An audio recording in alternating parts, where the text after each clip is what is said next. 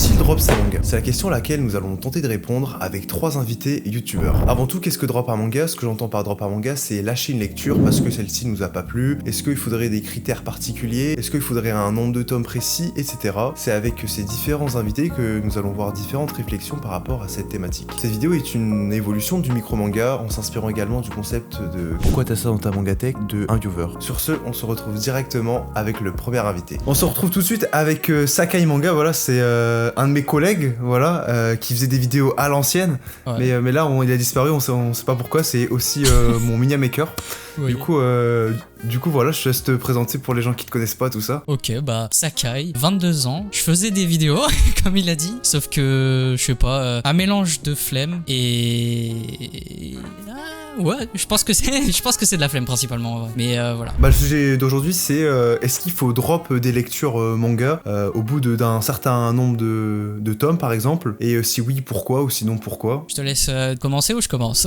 Bah, si tu veux, je peux commencer. Vas-y. En gros, bah pour moi, si genre l'œuvre, elle t'intéresse sans plus au bout genre de 3 tomes, tu vois, genre tu donnes quand même une chance de 3 tomes, bah pour moi, tu vois, faut un peu remettre en question cette œuvre. Est-ce que j'ai vraiment envie de la lire? Pourquoi je la lis? Le nombre de tomes qu'il y a au global et tout. J'obéis un peu à la règle des 3 tomes, tu vois, à partir de 3 tomes, si une œuvre m'a pas plu, bah je continue pas. Mais après, tu peux avoir aussi des problèmes, entre guillemets, avec ça, c'est qu'en fait, généralement, plus l'œuvre est culte, on va dire, plus tu vas avoir de pression, tu vois, à dire un peu ton avis. Je te prends l'exemple avec ma vidéo Déception, tu vois, où j'avais parlé de Gun, tu vois, ouais. Une œuvre en 9 tomes, et en gros j'avais reçu plein de commentaires en mode oui mais t'aurais dû continuer l'œuvre et tout, quelle est ta légitimité quand t'as lu un certain nombre de tomes, tu vois. Je crois que j'en avais lu 5 de Gun, ouais. Du coup voilà, moi je voulais savoir ton avis par rapport à cette question. Bah en vrai, même si tu regardes bien, au-delà de culte, il y a même juste, tu prends les mangas hype, parce que dans la même vidéo, il y a Gannibal, tu vois. Ouais, c'est vrai. C'est un peu la même chose, en vrai.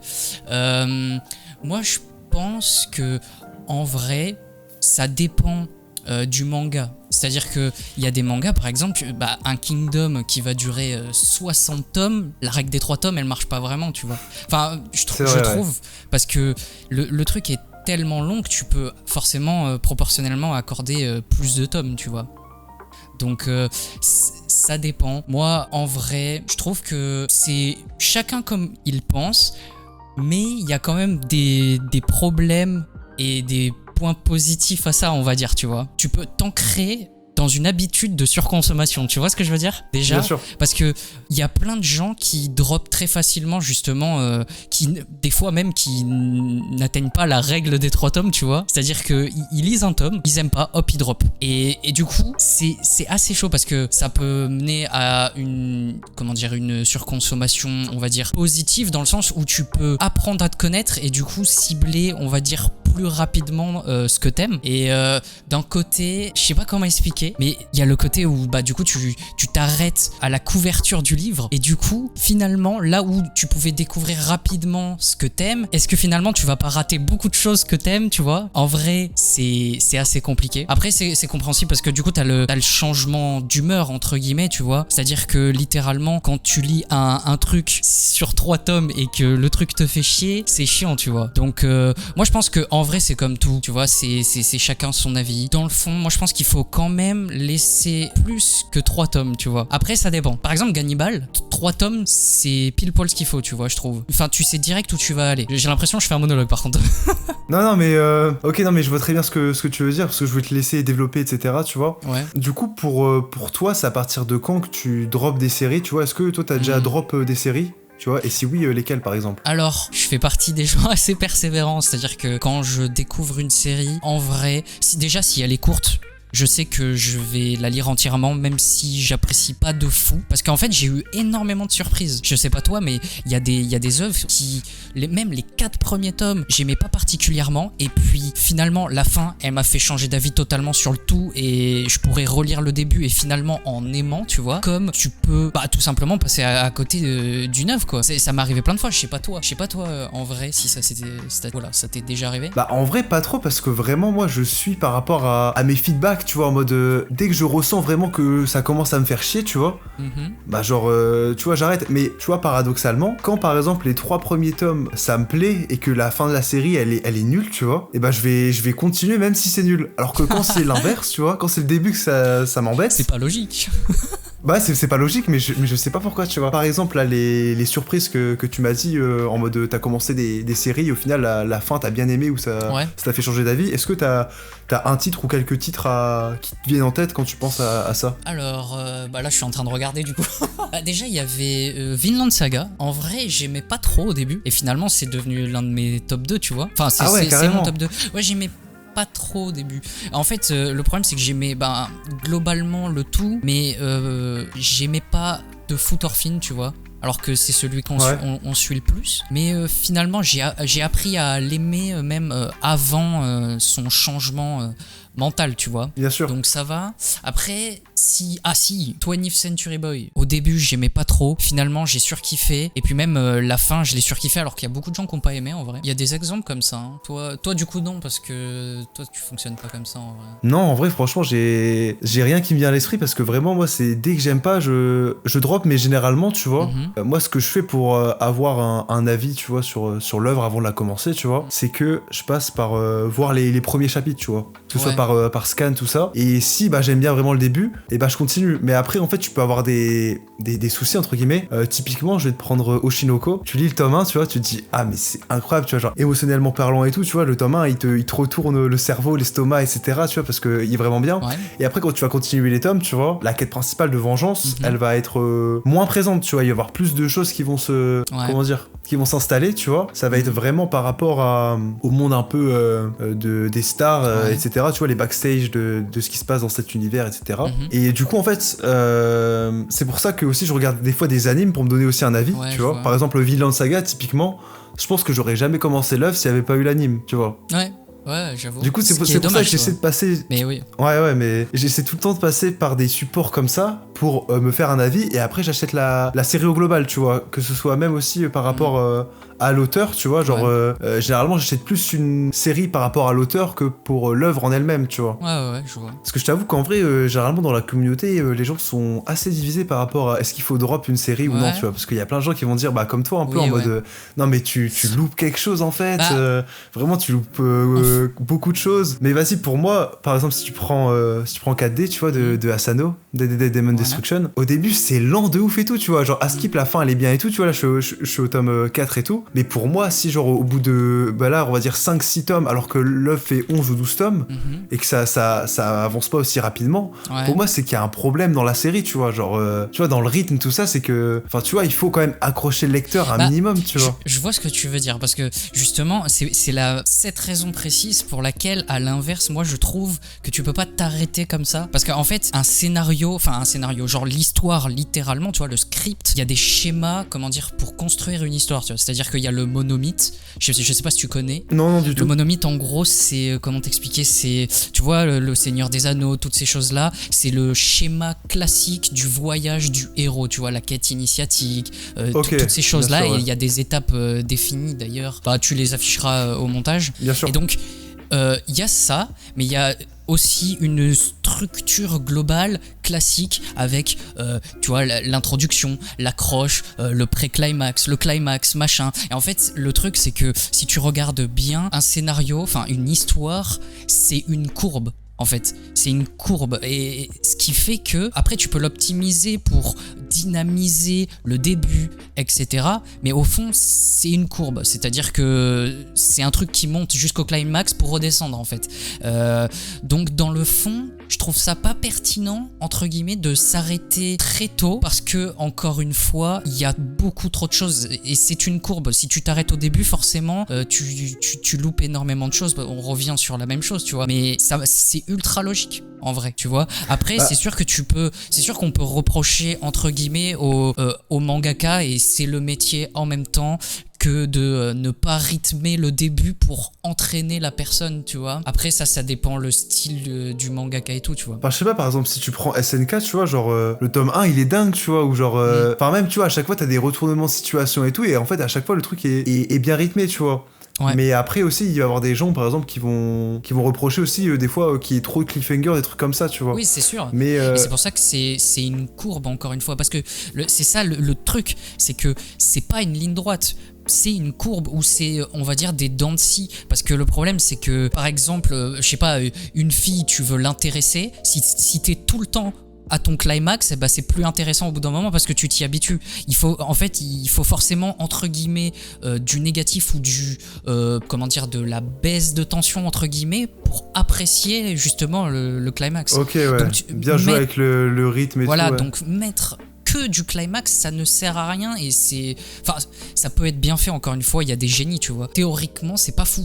En fait, une œuvre, c'est pas fait que de trucs ultra dynamiques. Je pense que, en gros, c'est juste le style du mec, en vrai. Parce que si tu regardes bien, ça se trouve, lui, il préfère les trucs qui commencent de manière dynamique. Sauf que le problème, c'est que t'en as d'autres. T'as dégagé des gens là ? Ouais. Du coup, donc là, le problème, c'est que je sais plus. Bah du coup ouais, je pense que t'as aussi raison parce que ça dépend aussi au public auquel on s'adresse, tu vois. Ah mais clairement. Et c'est ça le truc justement, c'est que aussi ce que le mangaka il kiffe, tu vois. Donc un début rythmé ou non, mais il doit s'adapter au public, aux différents types de public, c'est beaucoup trop compliqué, tu vois. Ok, ça marche. Du coup, pour résumer un peu tout, toi personnellement, qu'est-ce que tu penses du drop de série ? Moi personnellement, je trouve que la règle des 3 tomes, elle est pas fou. Faut laisser un peu plus de chance. Mais après, il faut être persévérant, quoi. Hein, clairement. Mais du coup, c'est à partir de quand que tu t'arrêtes, toi ? Ah, ça parce dépend. Parce qu'il y a sûrement des lectures que t'as drop. Très peu, même là, j'en ai pas en tête. Mais donne-moi une ordre d'idée, tu vois, genre, je sais pas, un nombre, tu vois. Un nombre de tomes, genre ? Ouais, d'une série. Je sais pas, par exemple, 20 tomes. 20 tomes, en vrai, pour moi... Est-ce que tu serais capable de lire 20 tomes non, que pour moi, l'histoire, elle est sans plus ? En vrai, pour moi, 20 tomes... Tu vas presque jusqu'à la moitié, parce que sinon t'as rien lu, tu vois. Et justement, en vrai, on peut parler aussi de la pertinence des gens qui donnent leurs avis sur un tome alors qu'ils ont drop et après ça découle de oui en fait je donne mon avis sur l'œuvre en fait. Ouais. Tu vois. Ouais aussi c'est un. Bah tu peux donner ton avis sur du coup le tome 1 mais ouais l'œuvre en entière non bien sûr. Ouais que non. ouais mais genre moi souvent quand je parle aux gens qui partent sur ça va comment dire ça sonne automatiquement très rapidement sur je parle de l'œuvre en fait. Et alors que la personne elle a une perception biaisée de ce que l'auteur veut amener dans son univers, tu vois. Elle peut pas savoir alors que elle s'est arrêtée au tome 1. Bien sûr. C'est beaucoup trop compliqué en vrai. Bah écoute, merci bien pour ta petite participation. Et bah ouais, je mettrai ta chaîne en description, tout ça. Voilà, on attend ton retour là. Ouais, vas-y, ça fait un peu trop longtemps là. Un jour. Alors on enchaîne avec React by Me, voilà, un youtubeur manga, un des plus anciens youtubeurs manga je pense. Est-ce que tu veux te présenter peut-être vite fait pour les gens qui te connaissent pas ? Bien, salut à tous, salut à toutes, c'est React by Me. Je souris sur la caméra car c'est la première fois que je fais une collaboration en direct. Techniquement c'est ma deuxième, mais en tout cas ça me fait extrêmement plaisir d'être sur la chaîne de Mass Manga. Alors moi React by Me, je fais des vidéos depuis plus de 6 ans, bientôt 7 ans. Et je dirais depuis environ 2020, je fais des vidéos centrées sur les mangas et les animés. Principalement des analyses, des réactions, des avis un peu poussés, donc je vous invite à aller voir et faire votre propre avis dessus. Alors selon toi React, est-ce qu'il faut drop les mangas ? Est-ce que toi tu les drops ou est-ce que t'as une règle particulière ou un truc comme ça ? C'est une question assez intéressante parce que justement j'ai le cas ici avec Blame, donc je l'ai pris ici. Moi déjà de base, il faut comprendre que dès que je prends un manga, je le prends parce qu'il m'intéresse. Donc moi je n'ai pas vraiment de manga dans ma mangathèque qui ne m'intéresse pas entre guillemets. Donc d'ailleurs ça c'est quelque chose d'important à dire aux gens. N'achetez pas pour dire d'acheter, achetez si ça vous intéresse et si ça vous apporte quelque chose d'un point de vue lecture ou d'un point de vue personnel. Blame, moi je voulais commencer parce que c'est un classique de la SF, c'est un monument et il y a eu beaucoup de retours positifs dessus. Donc il y a environ 1 an, j'ai lu le tome 1 et finalement j'ai pas accroché du tout et j'ai pas continué. Donc c'est actuellement le seul manga que j'ai en ma possession que j'ai drop, que j'ai tout simplement arrêté. Et effectivement je pense que du coup le fait d'apprécier un manga est ultra important. En fait il faut pas s'infliger une lecture simplement parce que c'est connu. Si tu n'accroches pas dès le début, après bien évidemment il faut un peu lire, mais si tu n'accroches pas dès le début, il ne faut pas se forcer. C'est pour ça que moi j'ai arrêté. Après un autre point intéressant lié à Blame, c'est que moi j'ai toute la collection. Donc j'ai Blame, j'ai Noise, j'ai Abara et Biomega du même auteur. D'un côté j'ai arrêté, je me suis pas obligé à continuer, mais d'un autre côté il y a une forme de certaine pression en mode c'est un auteur connu, c'est une œuvre reconnue. En plus j'ai mis de l'effort à acheter cette œuvre et essayer que tout soit bon au niveau de la la jaquette Glénat. Donc il y a une petite pression, je vais pas commencer à le vendre, je vais garder ça bien dans ma mangatech. Je sais pas si tu vois un peu ce que je veux dire. Si, totalement, ouais, parce que t'as beaucoup de pression. Par exemple, si tu prends genre Berserk et tout, tu vois, genre s'il y a des gens qui aiment pas et tout, ça va être dur, entre guillemets, de dire aux fans de manga, ouais, j'ai pas aimé Berserk et tout, tu vois. Après, tant qu'il y a une argumentaire qui va avec, tout ça, tu vois, ça va. Mais ouais, je suis d'accord avec toi qu'il y a certains mangas, des fois, tu vas plus avoir de la pression quand tu vas pas aimer et que tu vas drop et que tu vas le dire publiquement que d'autres. C'est ça. Et moi, je suis en train de stresser en disant ça. Non, je déconne. Mais en vrai, moi, je pense que chacun devrait faire son avis sur les mangas. D'abord, acheter des mangas qui vous intéressent. Et même s'il y a des classiques que vous n'aimez pas, redonnez une petite chance, continuez. Et si malheureusement, ça marche pas, c'est pas grave. Mais encore une fois, il y a toujours une pression qui me fait que, d'un point de vue personnel, je ne peux pas revendre Blame. J'ai dépensé trop d'argent, trop de temps pour avoir toute cette édition. Donc bon.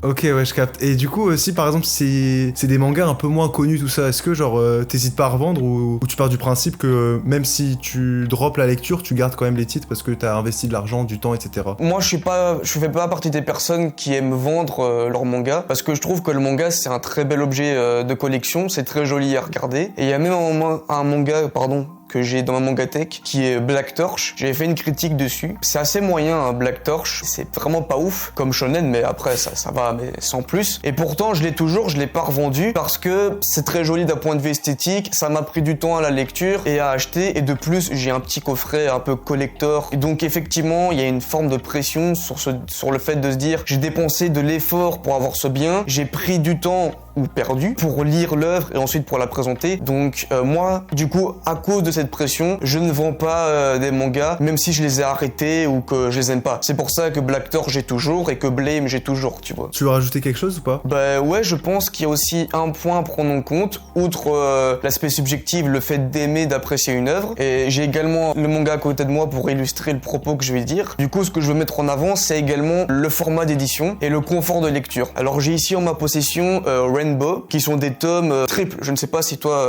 tu les as déjà ou pas. Non mais je t'ai déjà vu, ouais. Ah, bon, en tout cas, je te conseille, c'est un chef-d'œuvre. Mais heureusement que c'est un chef-d'œuvre justement, parce que le problème de cette œuvre, c'est que c'est très petit. On le voit ici. Je peux comparer avec Blame, donc en fait, c'est à peu près la même taille qu'un tome normal, et c'est des tomes triples. Et le dernier tome, il comprend 4 tomes. Et d'un point de vue lecture, c'est très désagréable, c'est très petit. En plus, ça se plie. Je pense qu'on peut le voir ici au niveau du dos. Ça se plie pas mal. Et c'est très très petit. Et franchement, je vais être honnête avec toi, si Rainbow était pas un classique, un chef-d'œuvre, j'aurais complètement arrêté parce que niveau confort de lecture, c'est dégueulasse. Mais vraiment. Donc ça, je pense, c'est un élément à prendre en compte. Si le niveau de confort de lecture n'est pas top, n'est pas propice, je pense que ça peut te donner envie de dropper, d'arrêter ta lecture et de passer à autre chose. Mais comme j'ai dit, vu que Rainbow c'est un classique, j'ai continué. Mais si c'était une œuvre nulle, moyenne, voire même un peu bon, j'aurais clairement arrêté. Mais vu que c'est un chef-d'œuvre, je continue. En tout cas, moi je conseille à n'importe qui Rainbow,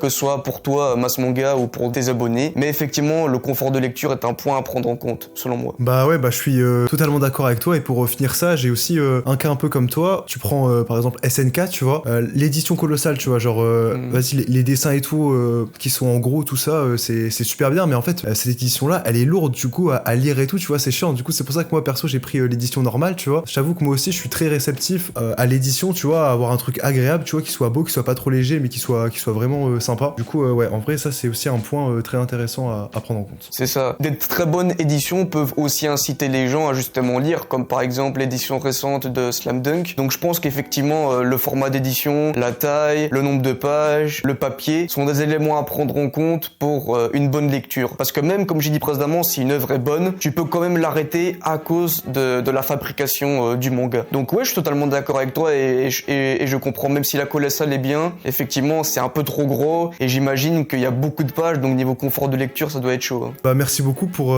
ta participation. Et bah du coup d'ailleurs, en parlant des SNK, n'hésitez pas à aller voir sa vidéo parce que il a même fait 2 vidéos de grosses analyses sur cette œuvre. Du coup, n'hésitez pas à aller checker et voilà. Et bien, merci beaucoup pour la petite publicité. Et vous, n'hésitez pas à vous abonner à la chaîne de Mass Manga, car je sais que beaucoup de personnes regardent les vidéos sans être abonnés. Et ça, c'est pas bien. C'est attention. Vrai. C'est le fléau de notre ère, ça. ça. Exactement, c'est le fléau, c'est le fléau.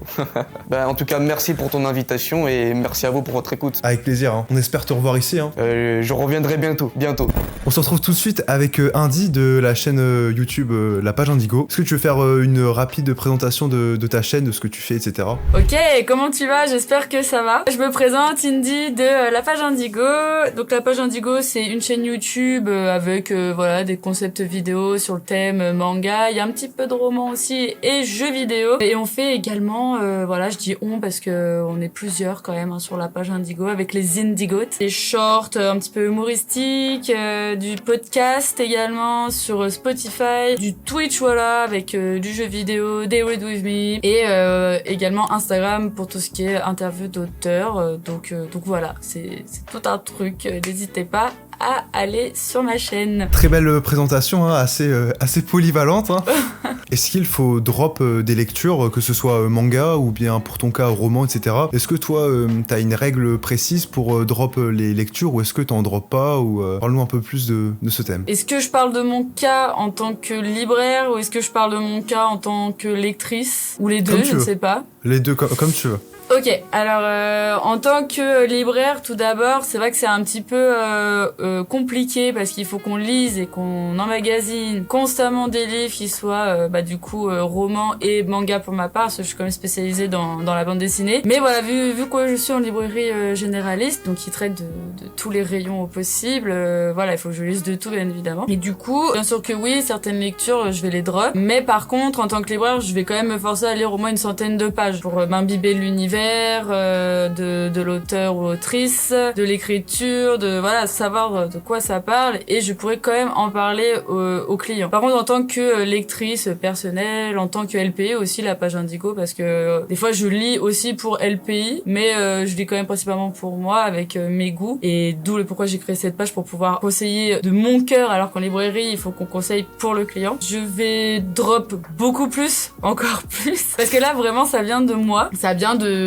mes goûts. Si je sens pas que l'histoire me plaît, bah moi je pars du principe de pourquoi continuer. Alors après bien évidemment il y a la curiosité etc. Après est-ce que c'est parce que j'ai la librairie à côté que je vais me forcer un peu moins justement dans mes lectures personnelles? Je pense que ça y joue. Après maintenant si j'étais lectrice et pas du tout dans le monde du livre, je pense que personnellement je me casserais pas la tête. Je me casserais peut-être plus la tête pour le manga quand même, parce que le manga nous avons des séries avec plusieurs tomes et c'est quand même vraiment court. Donc moi je sais que quand même je me forcerais à lire le manga, sachant bon t'as dépensé quand même de l'argent pour le livre. T'as dépensé de l'argent même si tu peux faire de la revente derrière. Je pense que avec le manga, si j'achète un tome de manga que je suis pas vraiment sûre et que quand je le lis vraiment j'aime pas, je vais quand même finir mon tome parce que j'ai envie de donner la chance au mangaka. Après sur le roman, moi je fais partie de la team de je vais pas me forcer à finir un roman si je ne l'aime pas. Au contraire, je suis souvent impressionnée des gens, par exemple quand je vais en librairie ou des amis qui se forcent à finir un livre. Après il y a les lectures diagonales souvent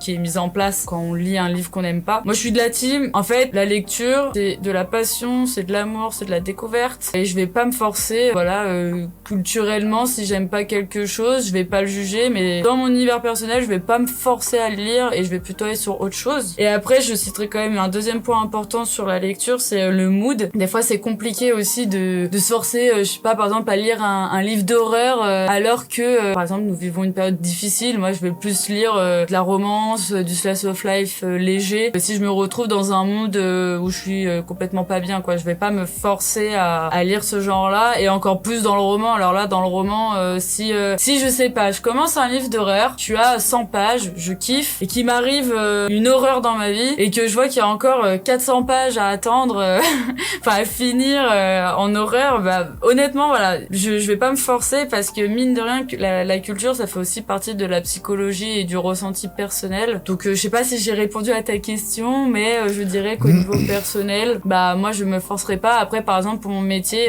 bien sûr que oui, je vais beaucoup plus me forcer, ou au moins lire 100 pages de ce roman que je n'aime pas, ou au moins lire un tome de ce manga que je n'aime pas. Mais sinon évidemment quand je kiffe, je fonce. Voilà. Bah ouais, c'est intéressant surtout par rapport au mood, parce que c'est vrai que, enfin même moi inconsciemment des fois genre je vais pas aimer une œuvre parce qu'en fait je suis pas dans le mood de lire cette œuvre. Du coup c'est vrai que Bah le mood joue pas mal sur le choix de lecture et tout. Mais du coup par exemple toi c'est genre dès que t'aimes pas genre le premier tome tu t'arrêtes ou genre tu laisses par exemple 3 tomes ou c'est vraiment au feeling ou c'est Ok. tes lectures perso pas forcément pour le taf tout ça. Dans mes lectures perso, j'avoue que vu qu'il y a l'argent qui est présent, hein, voilà, t'achètes le livre, ça devient ta lecture personnelle à toi. Si j'aime pas le tome 1, je vais pas aller lire le tome 2. À part, par exemple, pour Shujinix, ça me fait mal au cœur de dire ça, parce que Suichida, l'auteur de Tokyo Ghoul, est mon auteur préféré. Shujinix, à la première lecture, je me suis dit, waouh, c'est vraiment bizarre, très indé, très original, et j'ai pas accroché dès le premier tome. Mais voilà, j'avais mon petit cœur et ma petite intuition, parce que l'intuition pour moi est extrêmement importante aussi dans tout ce qui est voilà, le monde du livre, la lecture, etc. Voilà, j'ai eu l'intuition qui m'a dit achète la suite, comme quoi ça a marché parce que bien évidemment au deuxième tome je me suis dit mais c'est incroyable. Donc moi je pense que si ton intuition te dit bon là ça c'était pas l'amour fou mais je sens qu'il y a une vibes je sais pas qu'elle soit originale ou une vibe qui va me toucher à l'avenir ou quelque chose de fort va arriver, là oui j'achèterai le tome 2. Mais par contre si vraiment dès le tome 1, je sais pas, par exemple moi je sais que mon point faible ça va être les isekai, je suis pas trop isekai mais j'en lis que ce soit pour mon taf ou pour ma culture personnelle. Bah voilà, l'isekai, je veux le découvrir, je sais le mood, je sais l'univers. Après, si vraiment je kiffe pas, je vais pas me forcer à acheter un deuxième tome de cet univers-là qui n'est pas le mien de base. Ok, bah ça marche. Bah merci beaucoup en tout cas pour ta participation. Ouais, avec grand plaisir. Merci à toi de m'avoir invité. Tu veux rajouter peut-être quelque chose ou... La seule chose que j'aurais à rajouter, c'est voilà, lisez avec le cœur, kiffez. La culture, c'est fait pour apprendre, pour s'éduquer parfois, pour rêver aussi et pour s'immerger dans d'autres mondes. Et voilà, kiffez votre life à travers la culture, que ça soit n'importe quelle culture qu'elle soit. Merci d'avoir regardé cette vidéo jusqu'au bout, n'hésitez pas à vous abonner, à lâcher votre meilleur abonnement et surtout à commenter pour me dire ce que vous pensez de ce format et n'hésitez pas non plus à me suggérer d'autres invités qui pourraient se greffer parfaitement au prochain épisode. Sur ce je vous dis à la prochaine pour une nouvelle vidéo, bye.